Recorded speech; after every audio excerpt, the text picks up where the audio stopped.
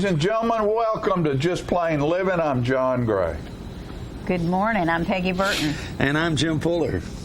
And I'm so glad that we're not in Houston. Oh my goodness. Everybody needs to say a prayer for them. That is so sad to me. Yeah, and that's flat country. Mm-hmm. That water's got nowhere to go but sit. Yeah. You know, it's not like around here. Of course, Tullahoma holds water because we're up on top of in a bowl on top of a mountain, but around here water runs off and goes somewhere else. Down there it's got nowhere to go. Right. Just sit there. I was seeing this lady interviewed, and they had gone to the second floor of their house, and the electricity was off downstairs, but it stayed on upstairs. Somehow in my head that felt dangerous. It would to me as well. You know, and it surprised me. She said they had power and they could plug in their cell phones.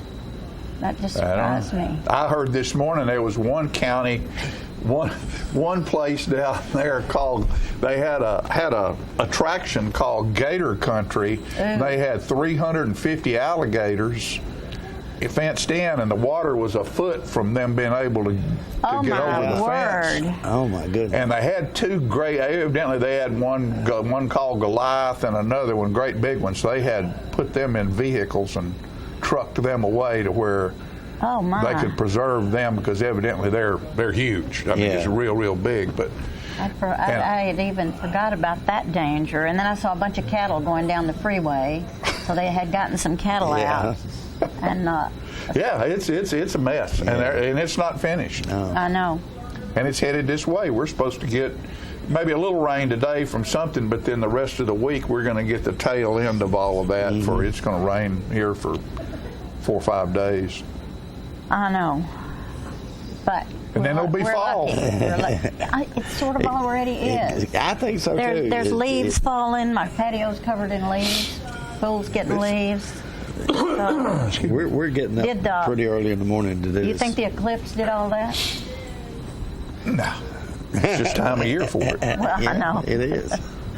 And we'll get our we'll get our Indian summers and all those different things we get every year, but it's time for it to cool down. It's time. Yeah. It's September. I always dread it, but I don't know why. Because the days get so short. Yeah, that's the bad thing as far as I'm concerned. I wish they'd just leave the time alone. I do too. Yeah.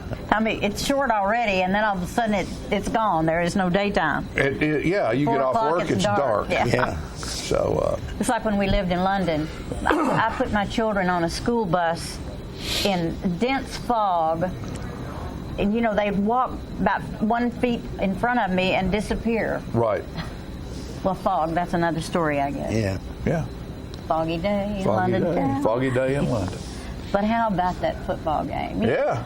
Tullahoma beat Manchester. I know y'all got a lot to say about it, but I was so excited when I found out they won. What a thrill. Yeah, it was a very, very good event. And Manchester did a great job, too. Well, sure they did. They have some really talented kids over there. Not just, of course, Alontae Taylor's a big star, and you can see why he's going to be a Division One. Going to Division One. He gained 140 or 150 yards in the first half. 161. That's amazing. In the first half, unbelievable. But they've got some other athletes as well on that team. So. Well, I have to be for both sides, actually. Sure you do. I went to Coffee County High School, and I live in Tullahoma, so I'm real pleased when it 1 point. It's so close, yeah. 1 point. It's great. Yeah. So, but congratulations to the Wildcats, and that's 2 in a row. They beat Shelbyville and beat Coffee County, and wasn't supposed to beat either one of them, I don't guess. That's right. But we have Marshall County coming in for our first home game. This Friday, and there'll be the regular tailgate party after school. After school lets out, the cheerleaders and the band and the football players will go to of course, depending on the weather, go to the baseball pavilion down there, and that's where they have the T-shirt signing. All the little kids come and bring their T-shirts and get the team to sign.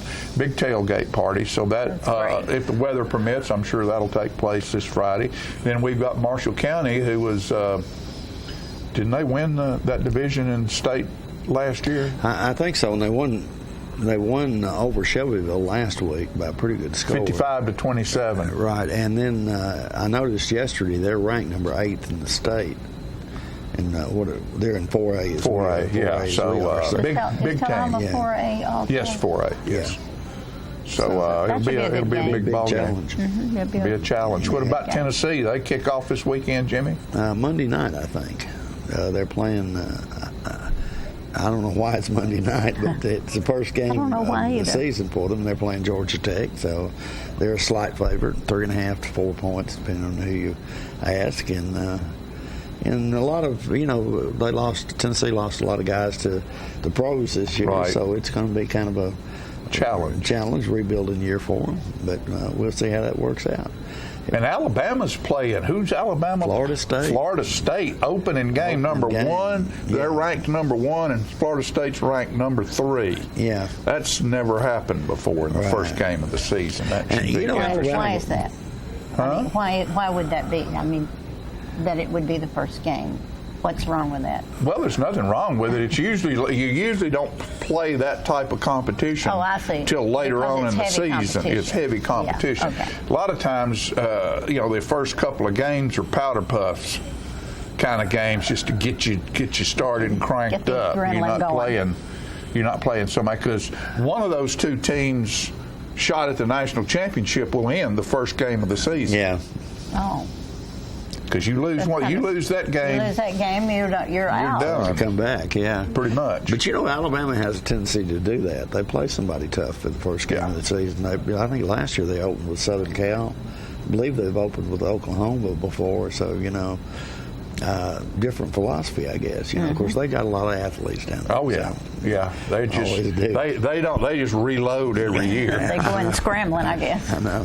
They've got a bunch of guys down there that can play ball. But the dynamics of college football, or even high school now, kids have a tendency to move around a little bit. Used to. Oh yeah. Which actually is working out well for Tullahoma this year with the Berks kids. They went to not Stewart's Creek, to Blackman in Murfreesboro. Right.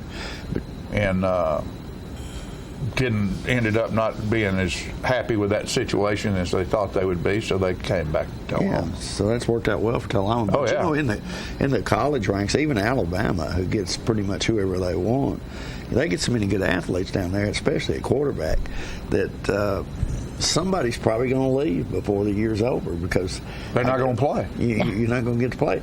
Exactly. And you go down there and you're a 5-star and you think, I'm third team here. Yeah. I might want to go somewhere else. Because there's a lot of schools I want to play ball. Yeah. Well, Steve Matthews did that at Tennessee. He was at Tennessee and didn't get that position, and left Tennessee and went to Memphis. And then when Tennessee went to play Memphis, he beat them. Right. So that was. I bet that was a great day for him. Steve went to the pros. Yeah. He played pro ball. Right.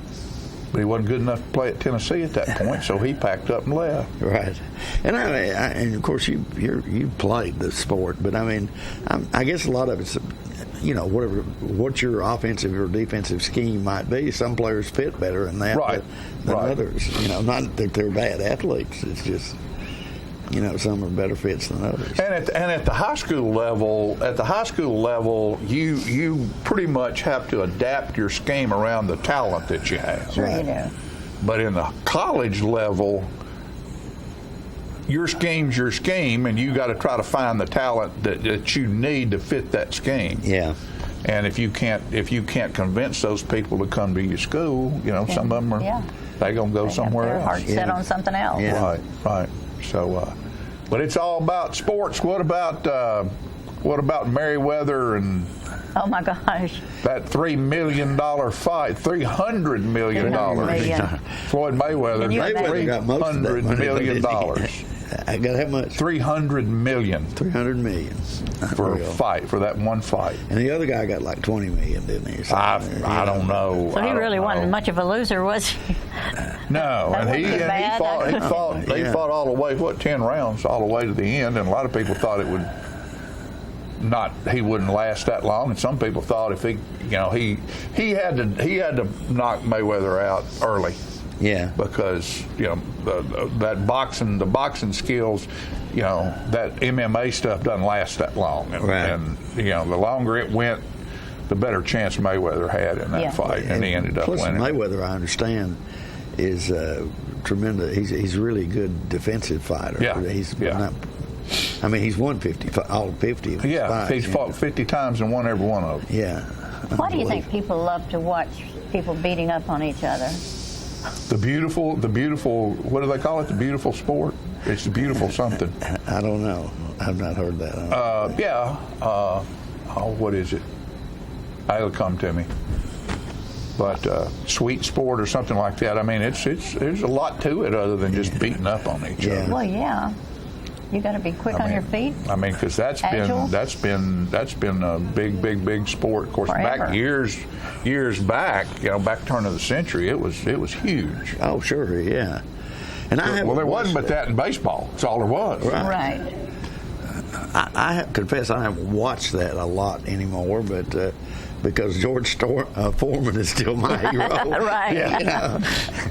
And for a lot of reasons, because George, he was a big star and made a lot of money and quit and went out and became a minister, honest goodness minister. I know. Needed some money. He came back and won fought till he was about 45 or something like that, and made another ton of money and got the George Foreman grill deal. Right. And so, he's good. And every one of his kids are named George. Yeah. I know. I thought that was hysterical. All of them. Right. Why would you name all your kids George? Well, that's so like when you call the kids in for dinner, all you have to say is, say George. George, They all come. show up. But George was his own agent most of the time. Yeah. Especially on this comeback when he was nearly 40. When he made that comeback. Nobody believed him. Nobody believed he could do it. He made his own deals, though. So he didn't have to pay no fees for that. He was There smart. you go. And then he got that George Foreman grill deal, and they offered to pay him. He said no, he'd want a piece of the company, and he's still making millions off of that. Oh, for sure. So. I even have a George Foreman. There's one in the kitchen back here in the studio. Yeah. George Foreman. So, that's how it happens, folks. Yeah. Right here. We'll be back in a minute with the rest of today's show after this commercial break.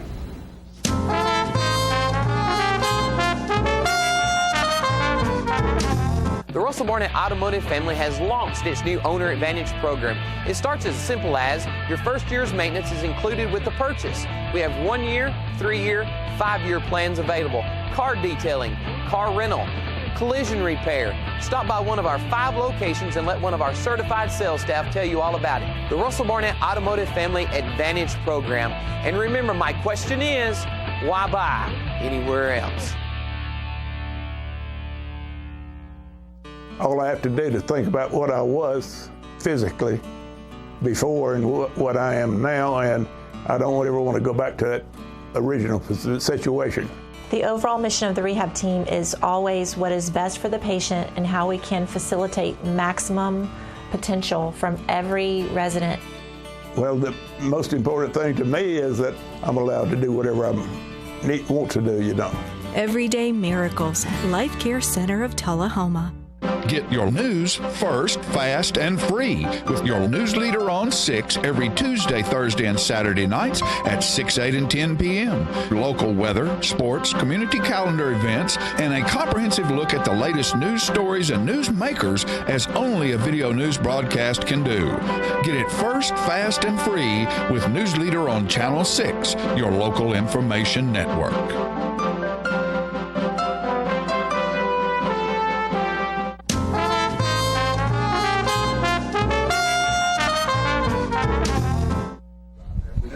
Welcome back. I'm on the set with Brandon Taylor from the Fly Art Center in Shelbyville, and thank you very much for coming. It's good to see you again. Oh, good to see you. And we were just talking about the Writers' Workshop. Yeah, the Playwright Festival that we just had. That went really well. It did. I'm so glad. We had a group of playwrights come down from New York, and they just hosted a week-long workshop festival at the Fly, and there were classes available. Classes were during the day, and there were staged readings at night. Staged readings of original works. It was really fun. If I'd have been 20 years younger and had a little more energy, I would have come and done it myself, because it really sounded exciting, and I'm thrilled that somebody has done that. And I hope you all will do it again. And you got a big play coming up, September. We do. A big play. A Doll's House. A Doll's House. I wish I knew more about that one. I actually don't know that play. Oh, I would say it's a classic because that's what I've been taught in school. Yeah. To say that this play is a classic, but when you watch it, when you read it, when you see it, and hopefully y'all will come see it, you'll see that it's a classic for a reason. It's about this woman, Nora. She's married to a very prestigious bank president. But as the play goes on, she starts to realize that she has always had her identity in him. She's never been her own person. I see. So she comes to the decision, and I'm not going to spoil anything. Don't spoil it, yeah. I'm not going to spoil anything, but she comes to a decision that she has to face, and it's her decision has rocked audiences since 1879. It's vaguely in the back of my mind, but I have forgotten it. So what an opportunity! How big a cast is this? Well, it's a small cast. It's actually only five main players, and then 3 others, and a few children. So this is one of those plays you walk away from with the conversations in your head, and you want to discuss it and get into the depth of it, because you can't just sit there unaware. You've got to get involved. Mm-hmm. September 8th through the 16th at 7 p.m. Wait. 8 and 16 at 7 p.m. Oh, no, September 8th and 9th. Oh, okay. Am I reading this wrong? Yeah, no, you're reading it right. We just didn't put everything on there. Okay. It's okay. September 8th and 9th at 7 o'clock. That's a Friday and Saturday. That's 2 weeks, right? 2 weeks? Yeah, and then the next week will be the 15th, 16th, and 17th, with the Friday and Saturday at 7 o'clock, and then a 2 o'clock matinee on Sunday. Do y'all usually do your plays at 7? We usually do. Yes, do you find that a better time? We've been knocking that around at the Civic Center, and I was just wondering. Because a lot of people like to come on earlier, and so 7 o'clock is a good time, and then 2 p.m. matinee. And how many people can y'all seat? Oh, we can seat 108. It's 108. I think the beauty of that is you don't really need a reserved seat. All the seats are good. Right. And so... Is it reserved seats, though? You can, and you can go online. There's the website right there, flyartscenter.tix.com. Yeah. You can reserve your seat there. However, we're running a special promotion also. Oh, good. If you mention that you saw this segment on Just Plain Living, when you come to the door, you can have 2 free tickets.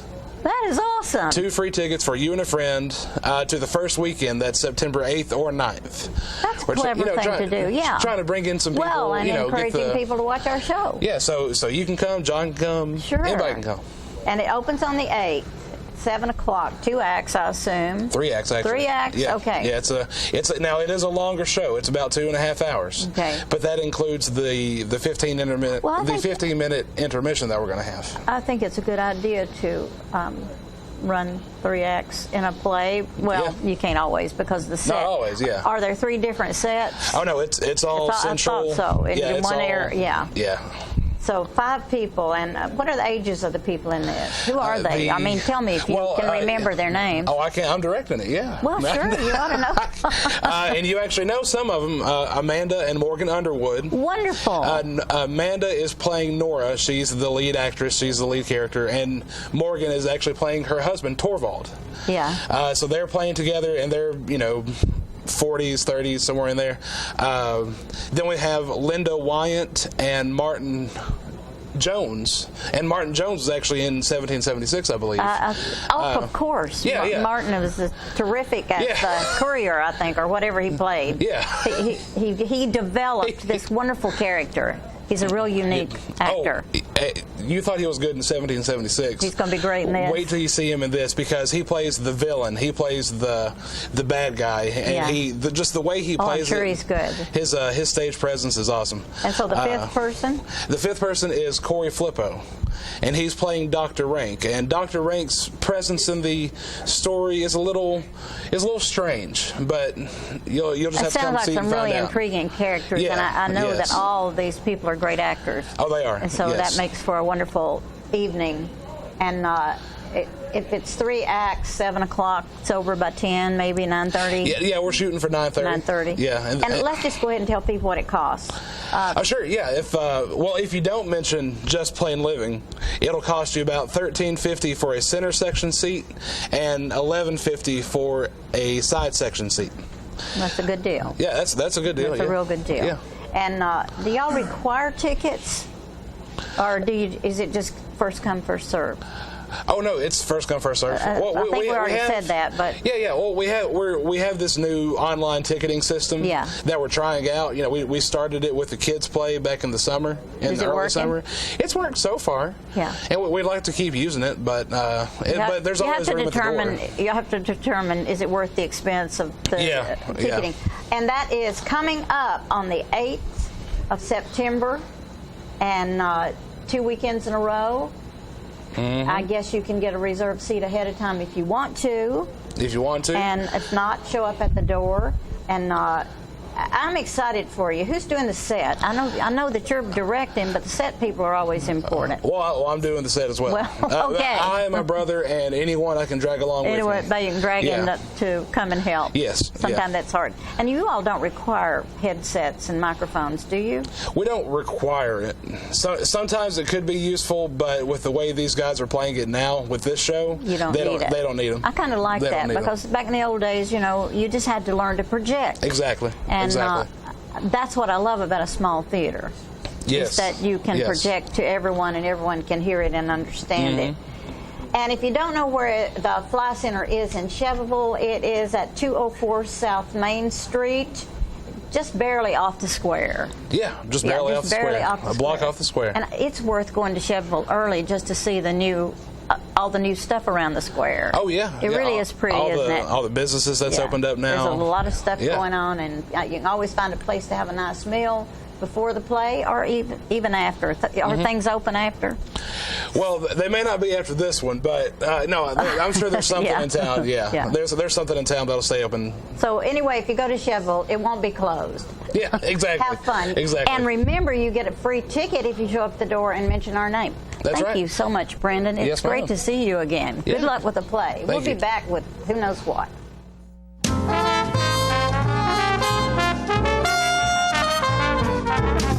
Here at Manchester Funeral Home, we know the importance of living and working in our local community because it's those families who we serve during their time of need honorably. We believe in supporting local business and offer only 100% Batesville caskets, the best in the industry and a driver of our local economy. If you want straightforward and fair pricing while working with the people you know, choose Manchester Funeral Home, serving your community since 1932.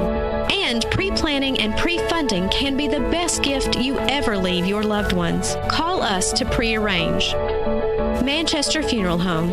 Our family caring for your family since 1932. If you want to be a parent, it doesn't matter how you play, what you wear, how you dance, or even what direction life takes you. You just need to be there. You don't have to be perfect to be a perfect parent. Thousands of teens in foster care don't need perfection. They just need you. How long has it been since you raced a cheetah?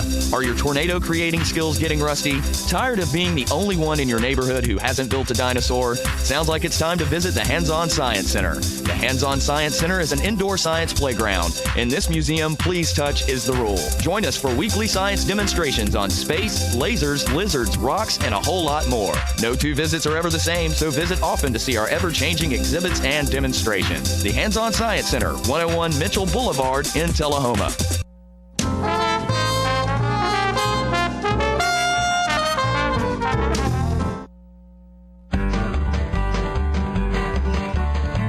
Talking history about this and that. It's conversations with John and Pat. With John and Pat. With John and Pat. Hello, everyone. I'm John Rickman. This is Pat Welch, and we are here today with segment 59 of the Conversations of John and Pat. 59. There's no random reason, nothing that's directing me to sing or a particular song or whatever. But in other words, we have no segue from this to the substance of the program. Absolutely none. Perfect.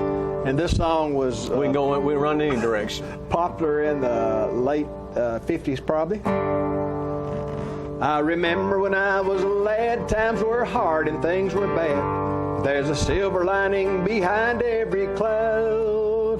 Just poor folks, that's all we were, trying to make a living off of blackland dirt. We'd get together at the family circle singing loud. Oh, the circle won't be broken by and by, Lord, by and by. Daddy sang bass. You want to do the tenor? Mama sang tenor. Me and little brother would join riding there in the sky, Lord, in the sky. I remember after work, Mama would call in all of us. You could hear us singing for a country mile. Now little brother has done gone on, but I'll rejoin him in a song. We'll get together at the family circle in a little while. Daddy sang bass, Mama sang tenor. Me and little brother would join riding. Singing seemed to help the trouble so. One of these days, and it won't be long, I'll rejoin him in a song. We'll get together at the family circle singing loud. Daddy sang bass, Mama sang tenor. Me and little brother would join riding there in the sky, Lord, in the sky.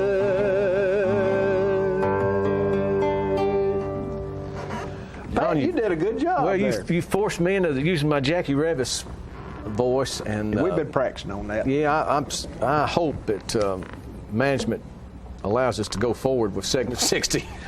But you know, Mama sang you were a little bit off. The key was a little bit off, but I adjusted, for that. As you well could. Yeah. I've played with many people that couldn't get in there like they're supposed to. Sometimes, I'm subject to that myself. But we're going to talk today about the East Middle School cemetery project, and I've got a tempo from 1990, February 1990.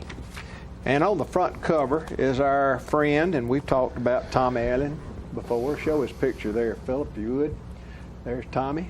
And he was the one that came up with this idea. I'm not sure if someone sort of moved him in that direction, but Tommy would ask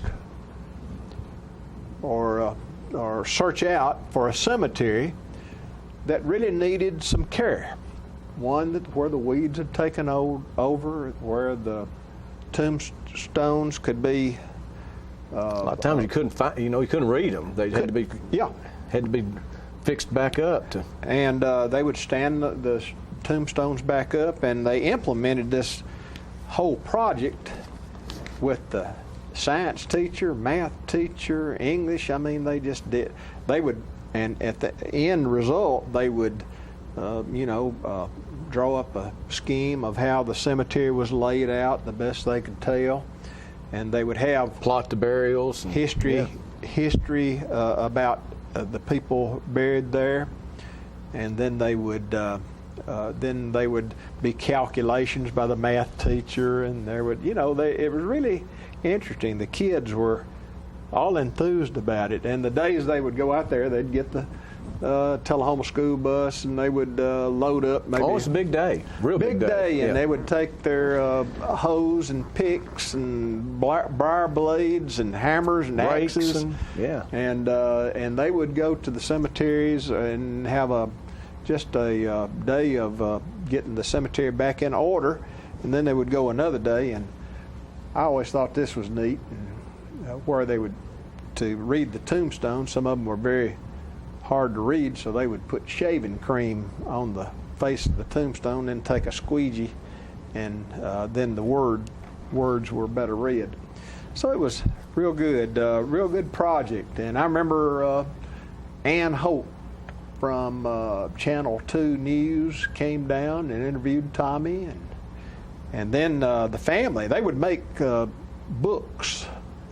Manuals are a little about the size of a magazine, where they would have pictures of the gravestone, maybe a picture of the person who was deceased laying there, But they would put these out, and then the cemetery association there would or Tommy would sell these to the family.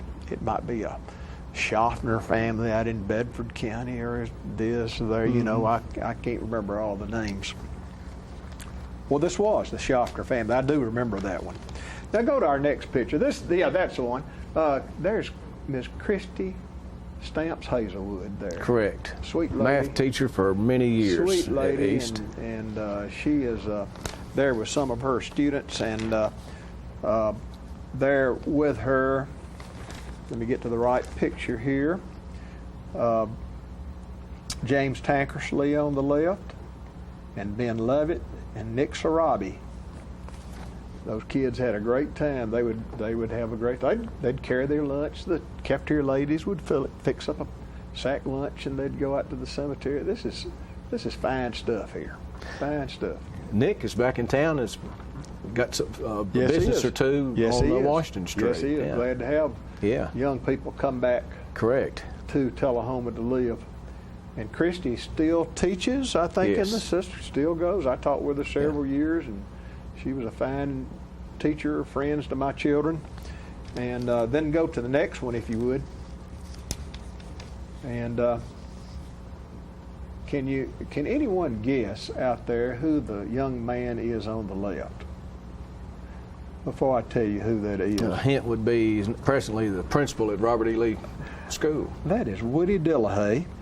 And then Kristen Cherry, Salim Ali, John Cofelt, and Laura Crick. Now, Laura Crick was the daughter of Gloria Crick, who I taught school with. And Laura was a sweet lady, sweet girl. And so. Did she have some Marshall County roots? Unionville. She was from Unionville. Okay.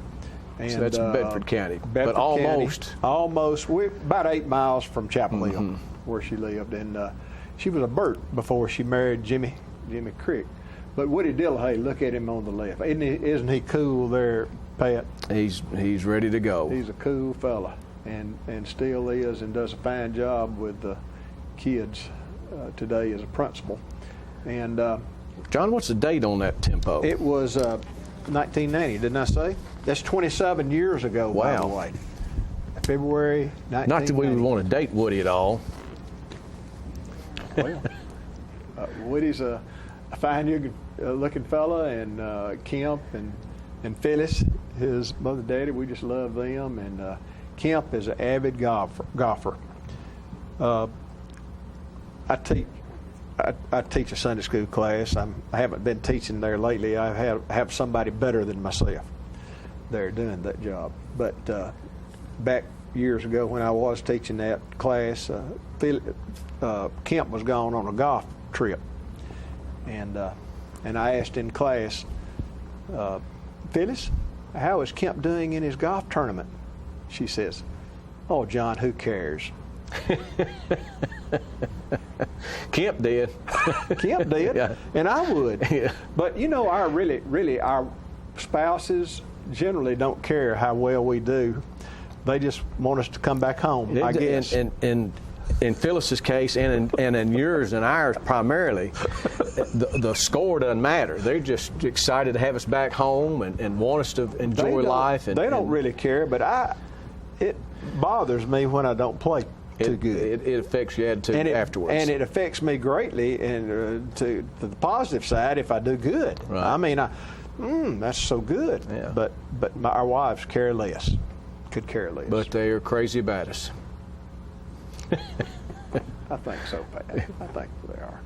Beth and Barb are good ladies. They certainly are. And Beth is somewhat 2 rungs above us. Yeah. We're glad to be here today. We're glad to be anywhere, aren't we, Pat? Yeah, that's exactly right. Yeah. Anyway, we hopefully there won't be a cemetery project on top of us for a little while anyway. Yeah. We hope to avert that for a little while. John, that pretty well wraps up segment 59. We've had a good time. We've had a great time, and we're coming back as long as management will allow us to do so, because we've got the stories. Thank you, all. Talking history about this and that. It's Conversations with John and Pat, with John and Pat, with John and Pat.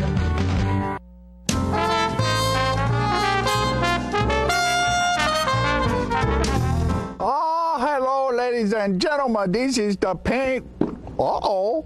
I just knocked a tree over. This is the paint doctor. I got the color wheel. Now, you know what a color wheel is? It is the wheel at the paint works where you pick all your colors to paint your room. It could be a multicolored beard. It could be a underarm fan.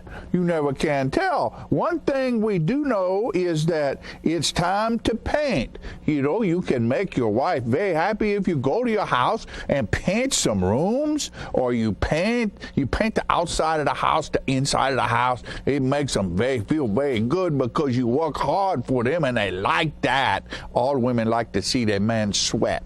You know, they do. Honeydew is what they do. And you get to do it too. So you go to the paint works at 1960 North Washington Street and you see David Heikkinen over there, and he's the real paint doctor. He fix you up with color. It's so nice when the color is right. Go to Paintworks today. Martin Senior. See? Martin Senior. Right there. Martin Senior at the Paintworks. Bye, and we see you next time. I'm burning up. You know what, guys? There's a lot of tree branches and dry brush over here. We should probably move the bonfire over there.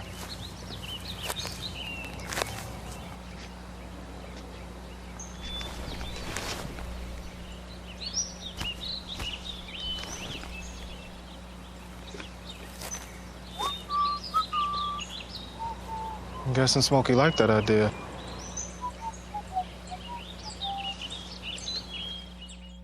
Okay, so what would you bring to my company? What do you need?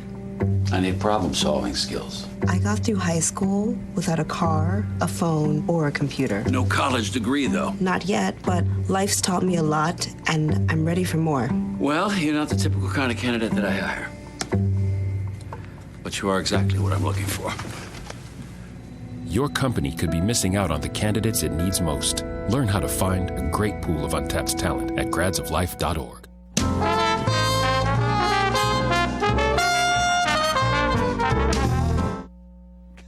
Hey, folks, welcome back. We're talking about baby. Why not? Nobody sits on baby. What was that in that movie? Nobody puts baby in a corner? That was Dirty Dancing. Yeah, pretty good memory for an old man. Hey, what's happening at the end of September is the 8th annual version of the 41A Festival, and that's put on by the Highland Rim Kiwanis Club, and it takes over downtown Tullahoma for 2 nights, Friday and Saturday night. And one of the bands Friday night is called Boy Band Night. And we got a little video we're going to show you, give you kind of a little bit of a heads up on what's going to be happening during the 41A Festival. It's always a whole lot of fun, a lot of folks down there, and a great fundraiser for the Kiwanis Club. Boy Band.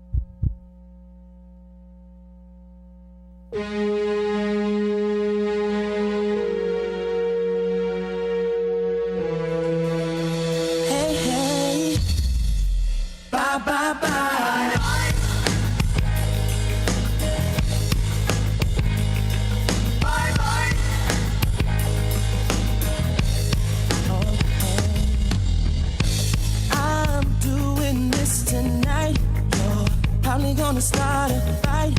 I know this can't be right. Hey, baby, come on. I love you endlessly when you weren't there for me. So now it's time to leave and make it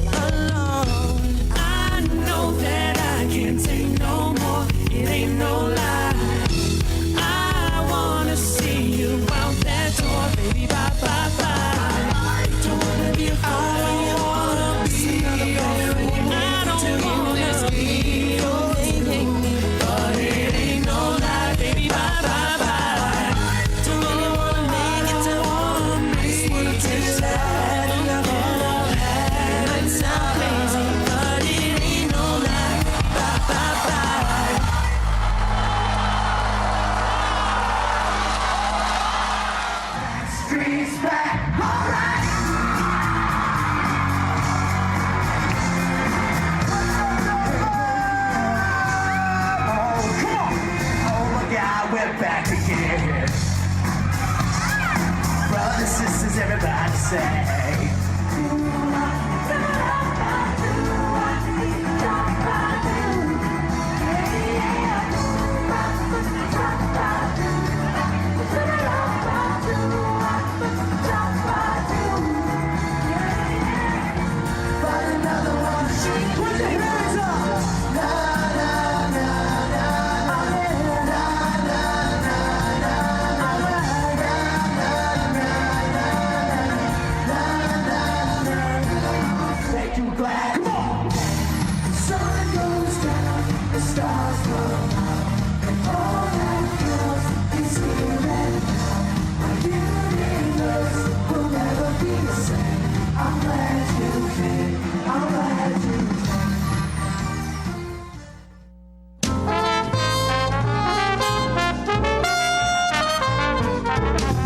It's time for every family and business in Tullahoma to go green and recycle. Tullahoma Public Works makes it simple and easy to recycle. Just place your recyclable materials, paper, plastic, aluminum, and cardboard beside your garbage container on the same day your garbage is picked up. Your recycled materials don't have to be in a fancy container. Recycling is not only the right thing to do, it makes sense. Recycling pays. Paying to bury our garbage costs each of us. Please do your part. Let's go green, Tullahoma, and recycle. Hi, I'm Cindy. And I'm Jacob. I'm the Rooster. And I'm the Red Maid. And we would like to welcome you to Roosterwear. Yes, Roosterwear is a cottage industry producing accessories for men, women, children, babies, and pets. All items are hand cut and sewn locally. Roosterwear specializes in bow ties, pocket squares, scarves, cufflinks, neckties, and aprons of all sizes for all ages. Baby products include onesies, diaper covers, bibs, and burp pads. All bow ties, tie it yourself or pre-tied, come with an adjustable neckband. All products can be made with the material of your choice, as special orders are available upon request. Don't be standing back looking at fashion. Create your own with Roosterwear. Come visit us at roosterandredmaiden.com to find our handcrafted designs for the cock of the walk.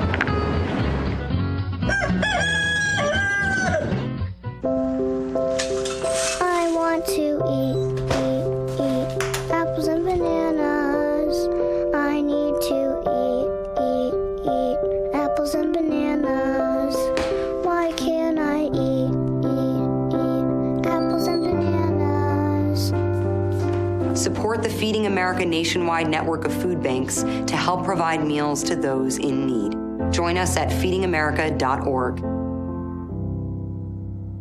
Get your news first, fast, and free with your news leader on 6 every Tuesday, Thursday, and Saturday nights at 6, 8, and 10 p.m. Local weather, sports, community calendar events, and a comprehensive look at the latest news stories and news makers as only a video news broadcast can do. Get it first, fast, and free with News Leader on Channel 6, your local information network.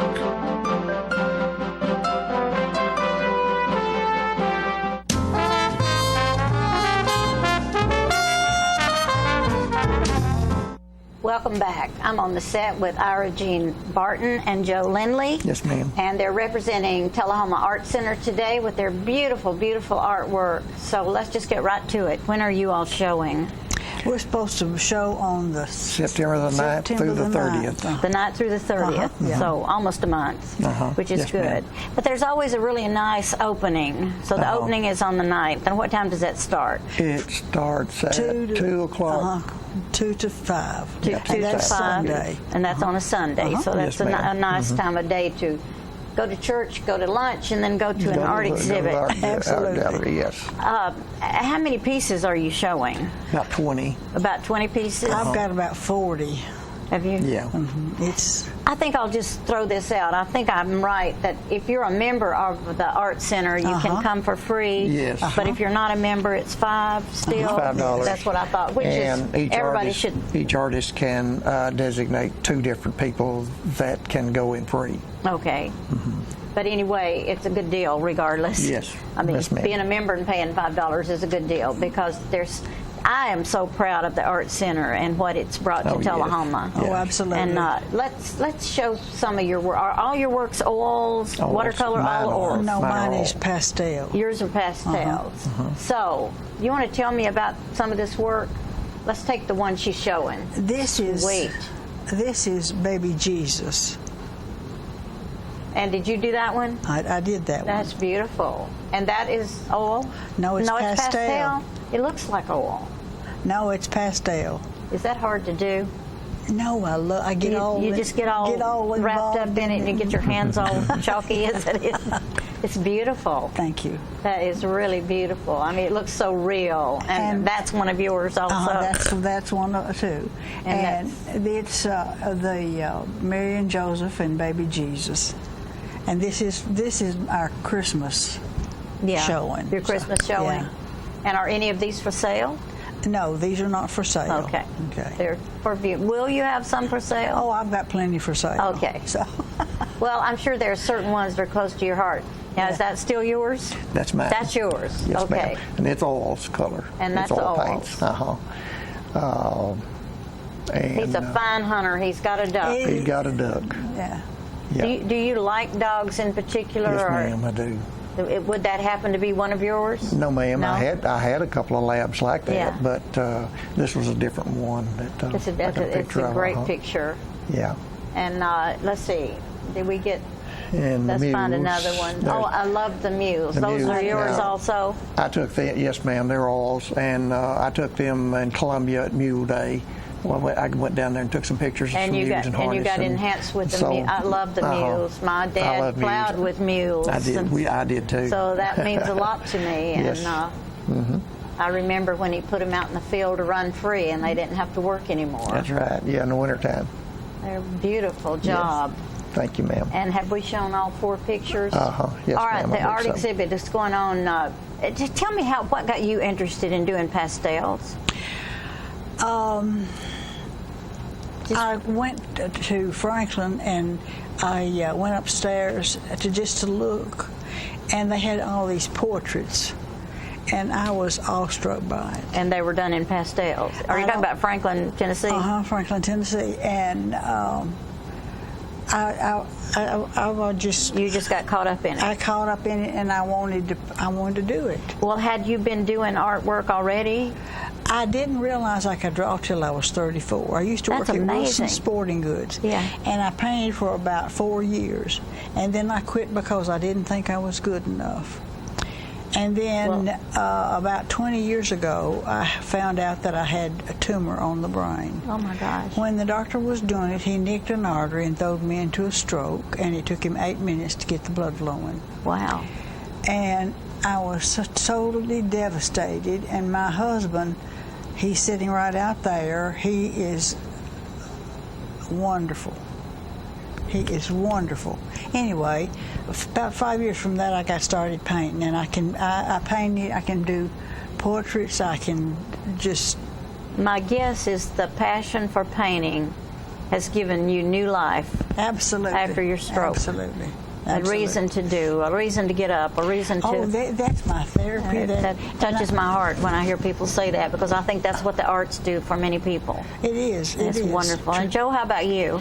You've been painting all your life? I loved art all my life. Since I was a little kid, I was drawing in school. I was drawing all the time. And about 35 years ago, I was just kind of dabbling in some paint and painting around, and some people wanted me to do their home place, so I did that, and they bought it. Yeah. And then some more people wanted their home place done, so I did theirs. First thing you knew, you were involved in home places big time. And I've got one hanging in the library at Lynchburg of the old library down there. That's the little small old library. It's been there for hundreds of years. And it's a painting of that, and it's hanging in the new library. That is wonderful. And I just love painting. I just enjoy it. And you started as a child, just diddling and drawing. In the first grade. I was just showing the teacher. I would draw something and show the teacher. I often think that talent like that has got to be God-given somehow. Yeah. I mean, I think you have to practice and you have to work at it, but I do think that it's a God-given gift. Techniques that you learn over a period of years of how to do certain things. So you have quite a history with your artwork. So your paintings that you're showing, are they mostly recent or within several years? These both have been painted this year. I've got some that go back about 30 years. Do you guys paint every day? Do you paint? No, ma'am. I don't either. I paint when I feel. When you feel like it. When I feel like it. When I feel I want to paint, I'm going to go paint. Yeah. I'll paint for 3 to 4 hours. And just. I may not go back for a couple of days or 3 days, you know. And then I'll do a little more on it, and then I'll leave it and then go back. It takes me about 2 months to do one, sometimes 3. Sometimes 3, depending on the mood you're in. The size and what all's in it. Yeah. Before we run out of time, let's talk a little bit about, do you know the hours at the Art Center? I know this is going to be at 2 o'clock. Open from 1 to 5. From 1 to 5. Is that every day? That's every day, and they're open on Saturday. Okay. And I don't think they're open on Sunday except during a show. A showing, which is 2 till 4 on the 8th. Is that what you said? The 9th. The 9th. The 9th is the first showing. I think they're open from 2 to 5. And I think they usually have snacks and something to drink. They may have during that showing. I don't know. When I've gone, there's always been a little reception for the artists. Right. Mm-hmm. Are you the only 2 showing that day, yes, or are there others? We're the only 2 that's going to be showing upstairs. Okay. We'll have a room each. There's 2 rooms upstairs. There's 2 rooms. She'll have one. I'll have one. It's a beautiful place. Oh, yeah. I mean, this is state-of-the-art art center. It's real nice. Very few art centers across the nation are allowed to have what we have. Our time is up. I just got involved in the art and got lost. Appreciate being here. Thanks for coming. I just love having you. We'll be back with some other thing shortly.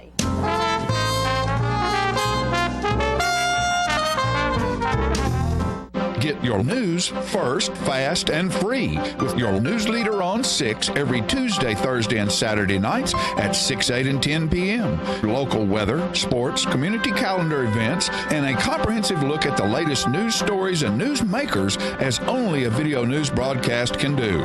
Get it first, fast, and free with News Leader on Channel 6, your local information network.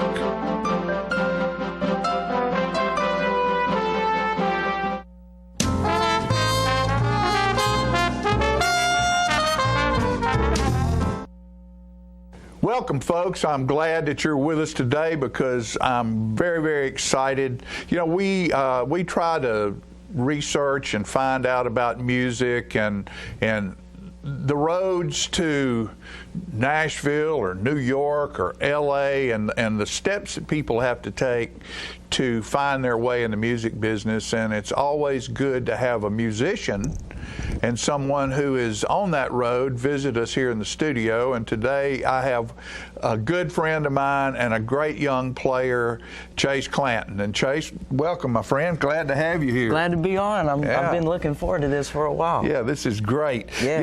You know, folks, Chase is 16 years old. Yeah, that's right. Yeah. And you will find out as we go through this interview today that he is a pretty remarkable young man, a very, very talented young man, and we're going to kind of discuss with him, you know, the steps he's trying to take to make his way in the music business, and or just in music in general, because the business of it is business. That's right. You got to be prepared for the business when you get there, and we're going to find out about the preparation.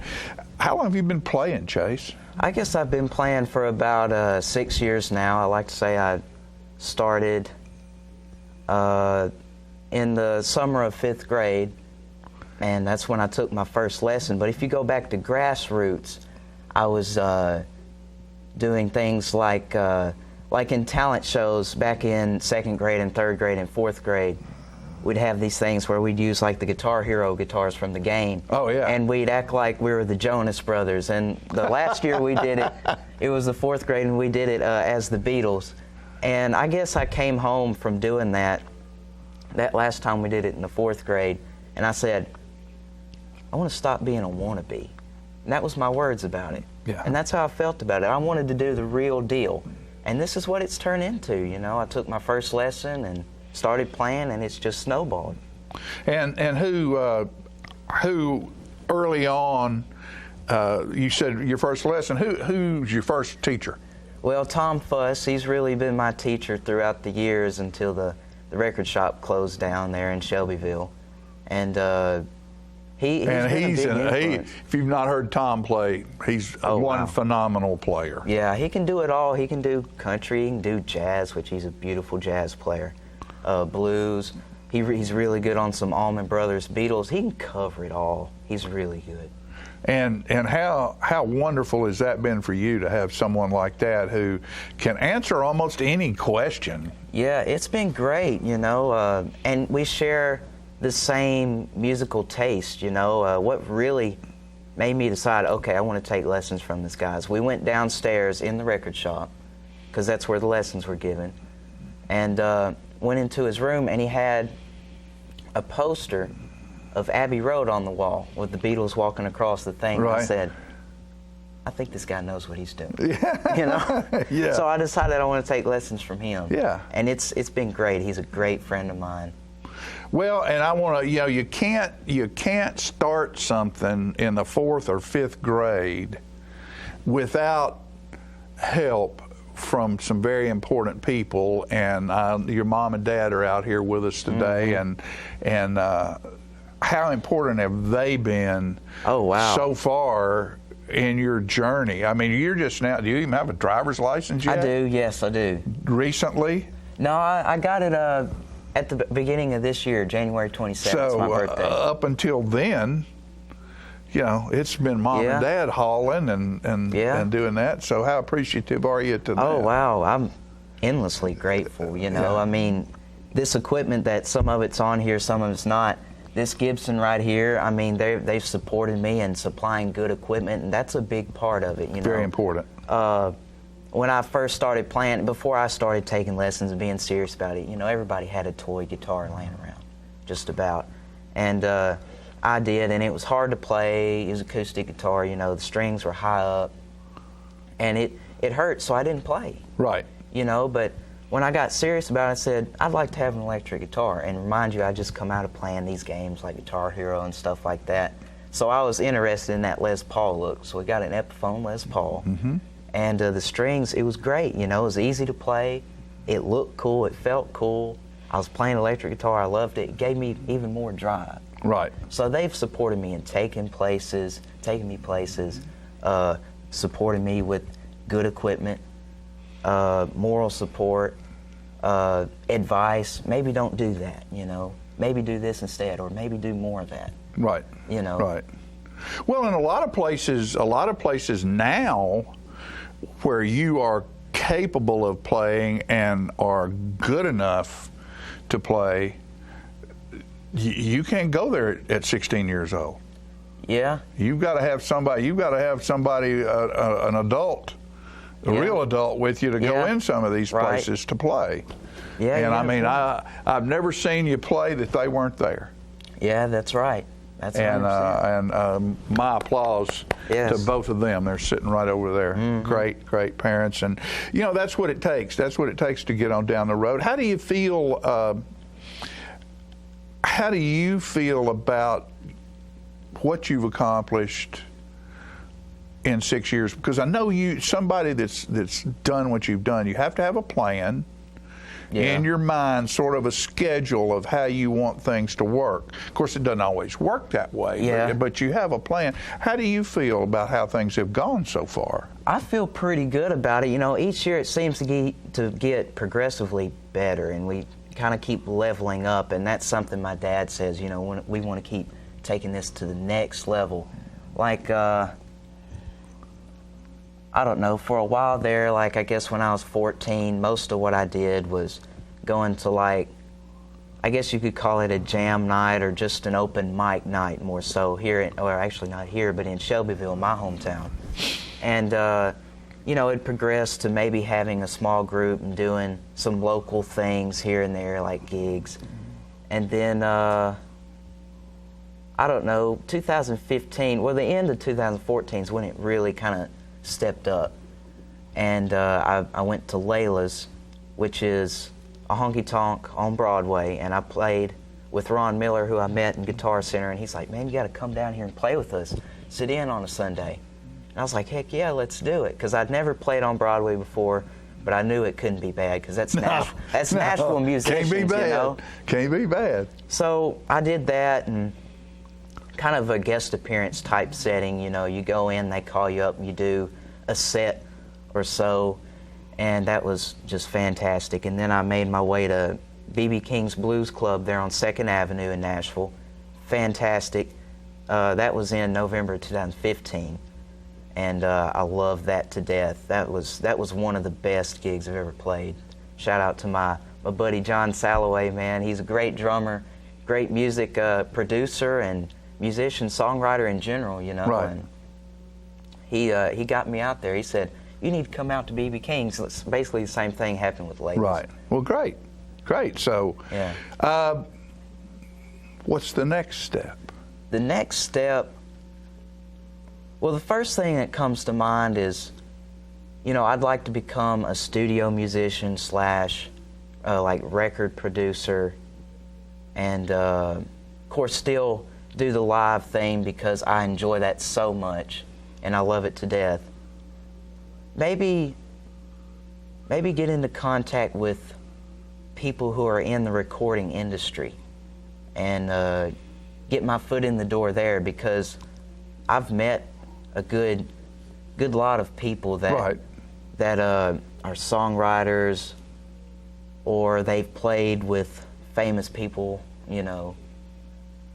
But I've met a few producers and things like that, but I'd like to meet more. I'd like to get that stronger. Right. You know, and I've got a few offers to come into a studio and do some work, and also maybe just tour the studio and figure out how it works. You know, I'd really like to get into that. Yeah. That's what I want to see. Folks, I might be sitting with the next Chet Atkins right here. You know, Chet was a great player. Oh, yeah. And an incredible player who created his own sound and everything that he did, but he also created part of the Nashville sound and was a huge monster record producer.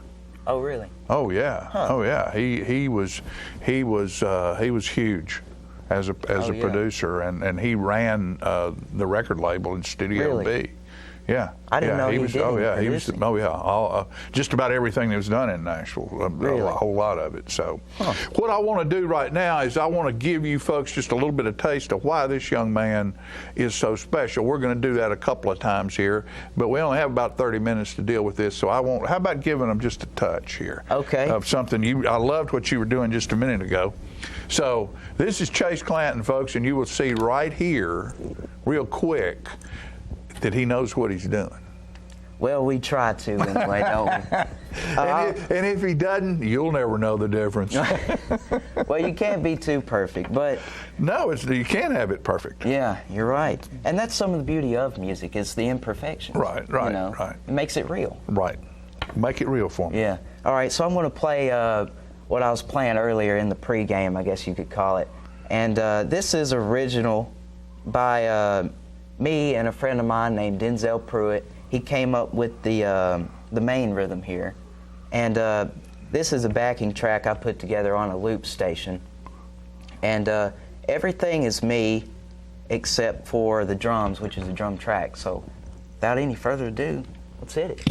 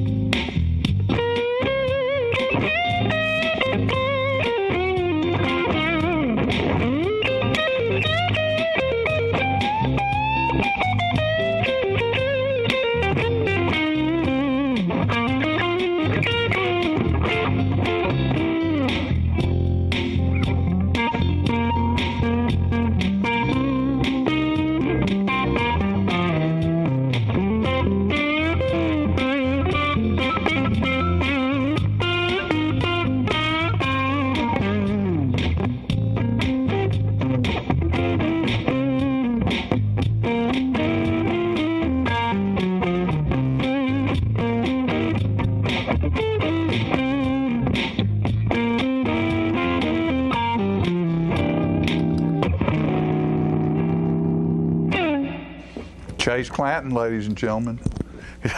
Yeah. Wow. Now, that's, I say, that's an original piece. Yeah. Do you have a name for it? We never really came up with an official name for it, but in its place, we kind of had a placeholder, I guess you could say, so we would know what we're playing. You know, we'd call out, let's play whatever it is. So we called it, the key is in C, and we kind of said, well, it's got a good bit of groove to it. We'll just call it C groove. Okay. So, I mean, you could call that SEA maybe if you want to write some lyrics over it and have it to do something with the C, but it's C groove. C now, groove. Anyway, C groove. There you go. You heard it right here, folks. I guarantee you, it was absolutely wonderful. So, how much stuff like that do you have? I mean, do you write a lot? You know, I don't really write a whole lot, but stuff hits me sometimes, and then other times I'll just go downstairs into the music room, and I'll say, kind of feel like putting something together today, and this is usually what I'll do it on, and I'll lay like a rhythm guitar track, and then I'll put like secondary guitar, which is kind of a feel, kind of a rhythm, less strings being used. And then I'll put bass, and I'll put a drum track over that, and just play over it, do some lead, you know. Yeah. But I don't do that all the time. Used to do it a little bit more than I do now. Okay, so with that said, what flips your switch? What is it? You know, it's all emotional. Yeah. Everything all of us do, no matter what we do in life, is tied to emotion. Yeah. Of some sort or another. It's either happy, it's fun, it's sad, it's mad, it's bad, it's good. It's, you know, there's something that hits you, and you go, wow. Usually it'll be some kind of experience, or maybe I've been around somebody who radiates creativity, like Gordon Kennedy, a pretty famous songwriter from here around Nashville. He writes for like Peter Frampton, and he wrote "Change the World" for Eric Clapton and Babyface, and Garth Brooks. You know, whenever I'm around him, you know, I go see one of his shows and talk to him. I come home and that energy's there with me. Right. And I'll write something kind of his style. Right. And it's either that, or maybe I've come back from a trip or something like that. I have some kind of vibe that I've gotten. Right. Maybe it's just a rainy day. Right. You know, and something comes out of it. Right. Well, from someone who's been writing and stuff for a long time, you know, the very important thing for a creative person to do is be aware. Mm-hmm. You know, be aware. Open yourself to stuff around you. You know, I've written stuff because of a smell. Really? Yeah. Huh. You know, well, I mean, our sense of smell is the strongest sense we have. Really? I didn't really know that. And well, you hadn't been around long enough. Yeah, you're got only 16 point. years. Yeah. I'm not but 51 years older than you are. You learn as you go along. I've smelled a whole lot of stuff that you've never smelled. May not want to smell. May not want to smell. But no, the thing about it is, you'll see things. Sometimes I'll be watching a movie and there'll be a line in a movie that strikes me, or just the way a couple of words are put together puts an image in your mind. Right. So just a piece of advice from, I'll say, Sage. That doesn't mean I'm Sage. I wish I were more than I am. Is, you know, just be sure and stay open and aware. Mm-hmm. And particularly when you're in those situations with someone who is a creative. Yeah. I made the statement to you earlier, I love musicians. Yeah. I absolutely love musicians, but when you put more than 2 or 3 of them together and turn them into a band, I hate them all. Because I used to book bands and they are so difficult to deal with. Yeah. I know that's something that you've had to, that's part of your ladder that you're climbing is putting a group together, because you just can't always play independently. Oh, yeah, that's right. And so you have a band now? Yes, I do have a band now. We finally got that put together this summer. It's called Chase Clanton and Vintage Vibes. That's V-I-B-E-S. Some people say, oh, Vibes. No, Vibes. Vibes. And which is kin to the groove. Yeah, it is kin to the groove. You know, that's what I thought. I thought, well, I play a lot of vintage music. It's vintage vibes. Why not call it that? Right, you know, that's a pretty unique right. name. I hadn't heard that. So I went with that, and we do like you know, blues, classic rock, you know, some ZZ Top stuff, a touch of country here and there. Maybe not exactly full-on classic country, but something with that vibe to it. Right. You know.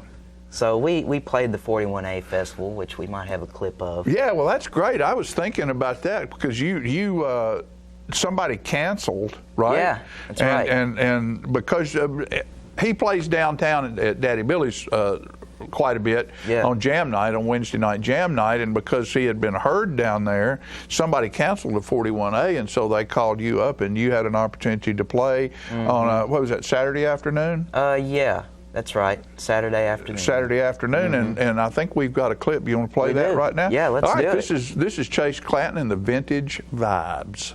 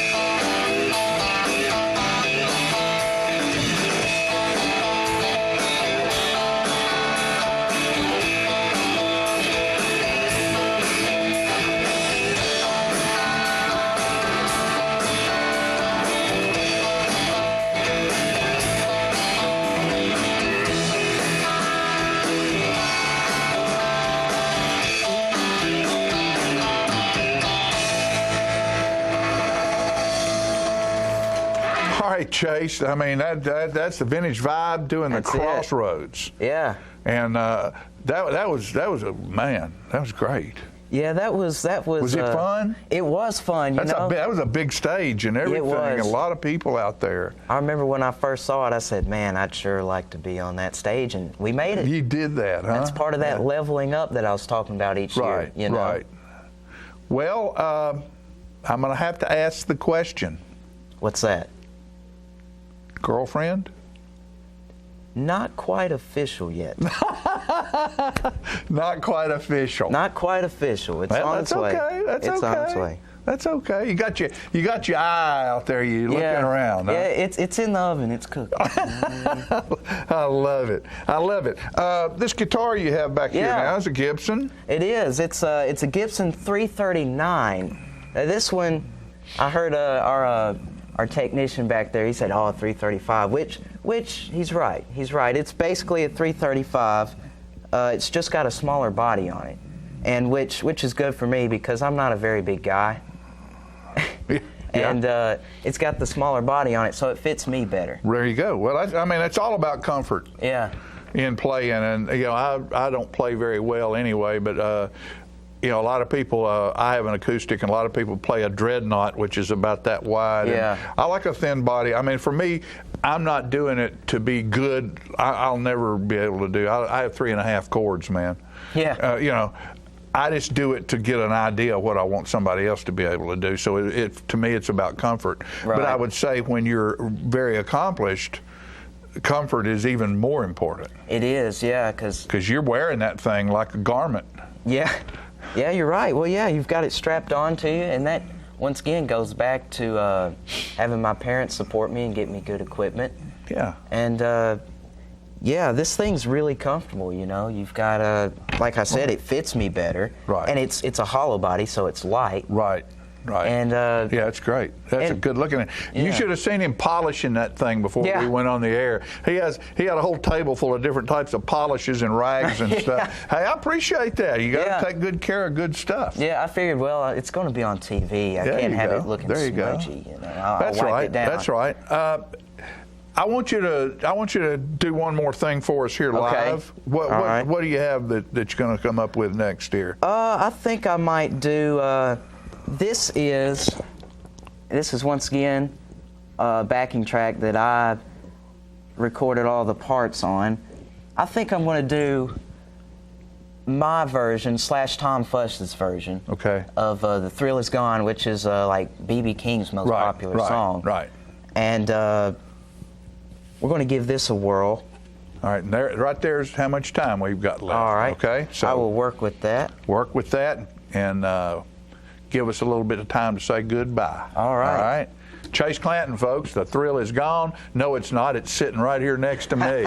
I'm tickled to death that he's here. I'm tickled to death to be here All right, myself. buddy. Let's hear it.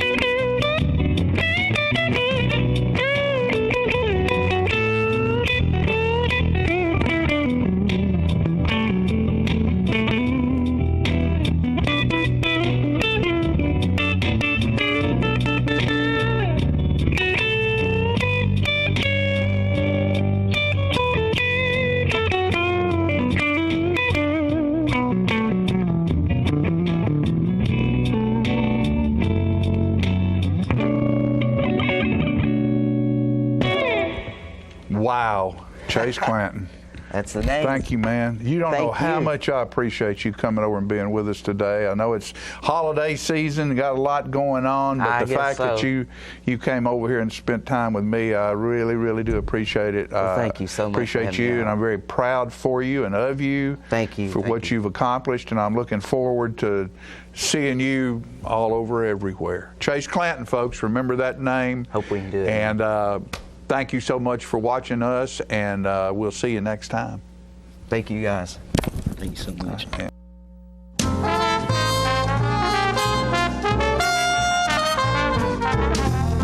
Get your news first, fast, and free with your news leader on 6 every Tuesday, Thursday, and Saturday nights at 6, 8, and 10 p.m. Local weather, sports, community calendar events, and a comprehensive look at the latest news stories and news makers as only a video news broadcast can do. Get it first, fast, and free with News Leader on Channel 6, your local information network.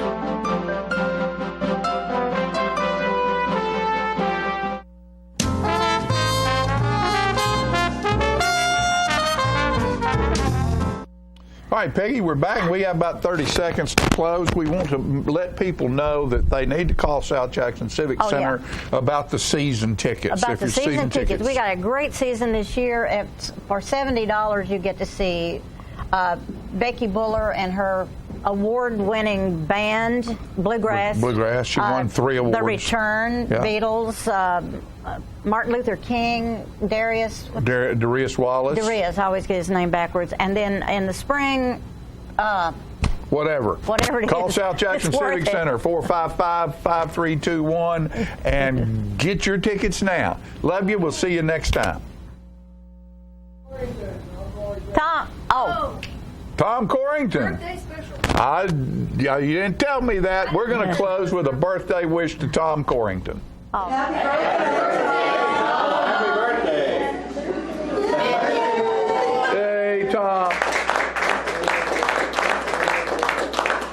This is what it says. City of Tullahoma Certificate of Recognition presented to Tom Corrington on behalf of 18,655 citizens that call Tullahoma home, and by the authority vested in me as mayor of Tullahoma, and now therefore proclaim recognition of the 90th anniversary of his birth, Thursday, August 24th, 2017, as Tom Corrington Day in Tullahoma.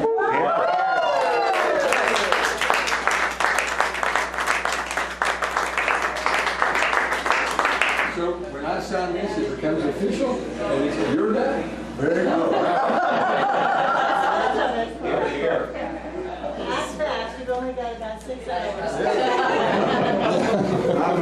We can extend that maybe another couple hours tomorrow if you want. It's good for 24 hours. If I can make this up, I can amend it as well.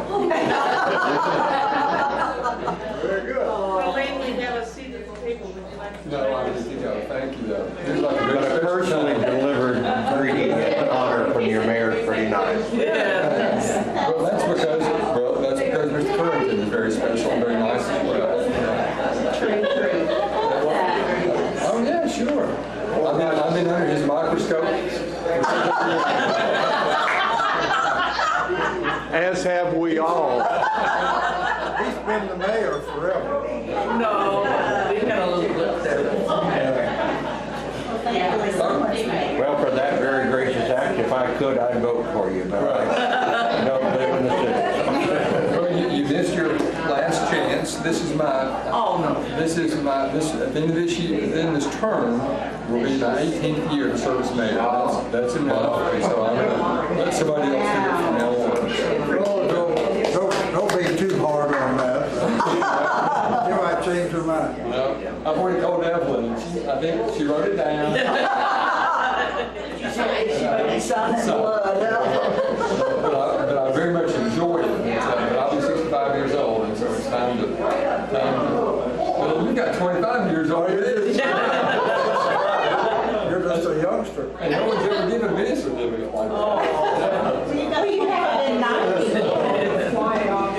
We all have nice nights. Already up. Oh, no. Thank you very much. Thanks so much. Thank you.